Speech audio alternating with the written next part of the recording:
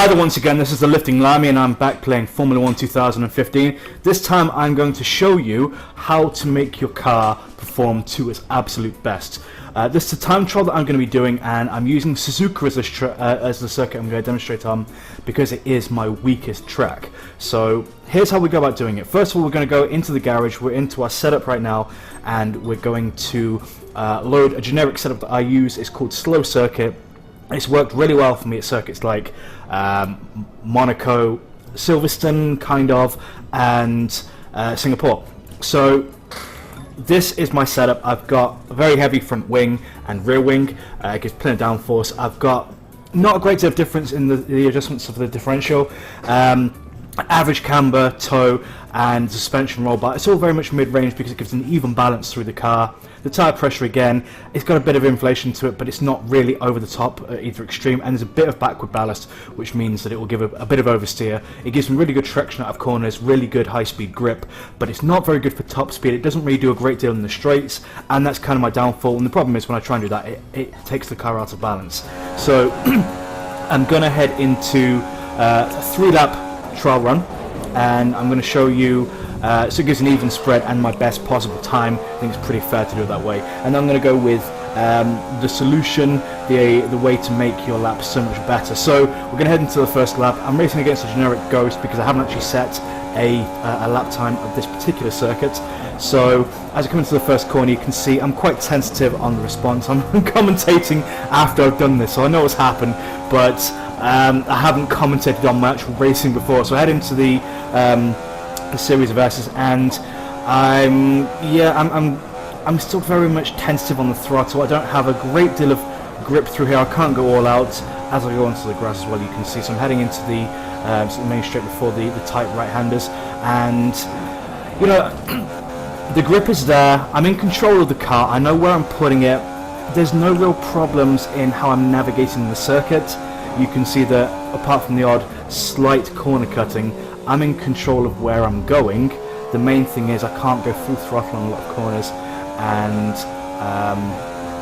yeah, I do not have the power in the straights. You can see here, I mean, I could be going quite a lot faster right now, and that's the problem. And you know, you can go to the other extreme where you'll be able to get maximum top speed in your setup, but the trade-off is a lack of balance and mechanical grip where you'll be able to go efficiently around the slow corners. So it's been a real difficulty because there's no one setup that works between all of the circuits. Every circuit is different. Every circuit has pros and cons, what works for it and what doesn't. And having a one-step approach, a one-size-fits-all approach does not work for this game, because this works well for other circuits which are similar in characteristic to Suzuka, but they are not Suzuka. So my first lap is a 1:37.2. It's not a bad time. It's not particularly good, and there were mistakes on that one. And as you can see, I went wide at turn 1 as well, which means that I'm already on the back foot on this lap. I've lost about a second, I would say, just from going wide there, and I'm behind my personal best, which, let's be honest, is the first attempt, so it's not going to be the best lap I've ever set. I'm catching up here. The lap time's already invalidated. You can see it's not a particularly clean lap. And in a race scenario, to be honest, in this game, it doesn't really punish you for corner cutting and exceeding the track. Not like it should do, so you'll probably be able to get away with a few corner cuts in a race. I mean, these aren't corner cuts here, but the first few corners going across the grass, especially taking all four wheels off the track, you would probably find yourself with a penalty in most race situations.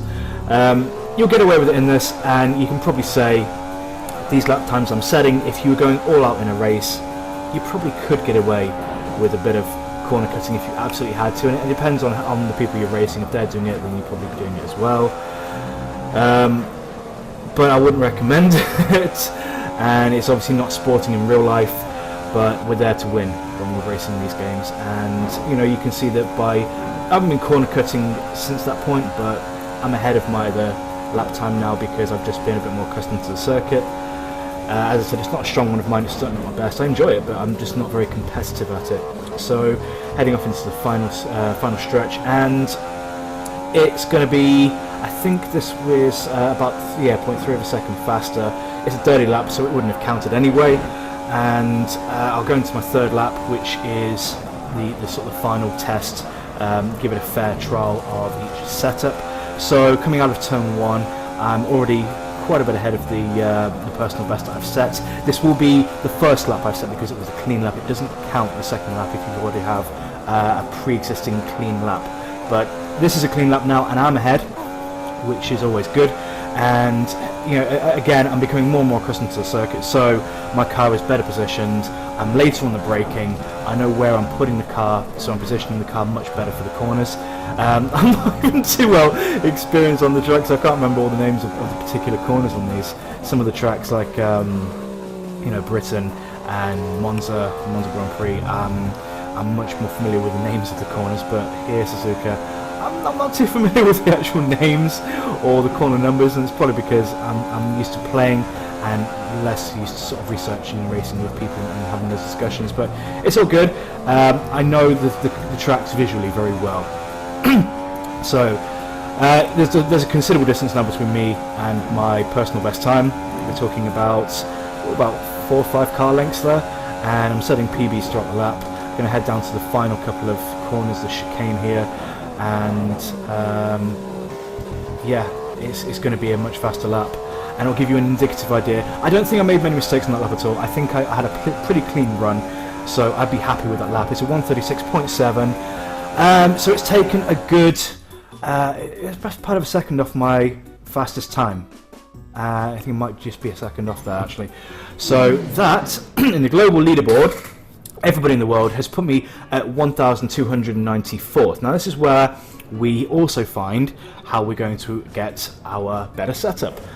So 1:36.7, you can see there's about 4 or 5 laps which are a lot faster than the others. The 1:11, the 1:21, I'd say that there's something dodgy going on there.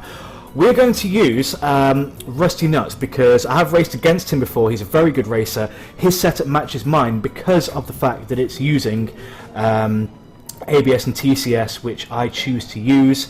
He's used manual gears, which won't differ too much, but if I was using someone with a TCF or ABS off, it would be a different characteristic to what I'm used to using, and I might not be ready for that. So I'm going to stick with 1.0, and I know that he's a very good and talented racer on here. I've used one of his setups on a different track. You see he's got absolutely no downforce. He's got a massive differential on throttle and off throttle, opposite to each other, loads of toe towards each other. The camber's pretty even, so he's got a firm suspension at the front and not at the back. So he's got loads of rear grip, he's got loads of turn in, but the responsiveness isn't great. Loads of tyre pressure and rear ballast, which means that his car will be very skittish, very geared towards oversteer.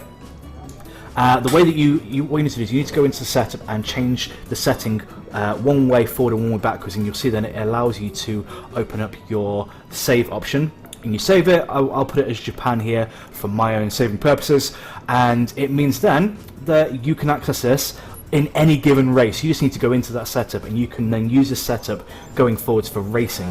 Now I'm going to show you the difference it makes. Now there's going to be 3 laps again, same as before, to give me a chance to get used to the setup, get used to the track under the new settings, and to see how competitive I am against my other lap time. So I'm going to head it in. You see there's 2 now because I've set my personal best, it's saved that, and now it's given me a rival. This rival is called Boss Art, or Boss Art I guess is what they're going to be called. So very tentative here, very tentative I should say, sorry, because the high tyre pressures makes the car really, really skittish, and I've run wide at turn 4, turn 3, and look how far I'm behind both of the cars. So I've got a lot of catching up to do already, and that's because this setup, I mean, look at me fucking drifting around the corners, it doesn't favour the tighter turns there, but high-speed turns, the long straights, this car is definitely geared up for. So, it is a trade-off. You'll see the trade-off there because I had so much more grip and so much more, high downforce on the vehicle before that I was able to take these corners with absolutely no difficulty. A bit more of a challenge here, but we'll see as the lap goes on that it's all about adaptation. You adapt to the settings. This is someone else's car that I'm driving right now. It's not my car. But as we get to the hairpin, I'm catching slightly with the cars in front. I'm not falling back any further at least, despite those being a couple of slow corners that we just had, which is good. And now this is where I can really start to pull in those cars ahead, really catch up, because they are probably hitting about 195 right now, 200. I'm going at 210 nearly. and you can see the gap closing right down. Overbraked because the car is going so much faster. I'm not quite used to it, and the braking efficiency isn't as good on a car like this with the lack of downforce. So into the DRS, and that was a 137.9. That was actually the slowest lap that I've done, so it wasn't great. But now, as you can see, I had a really good run into the first turn, and I'm already ahead of both cars.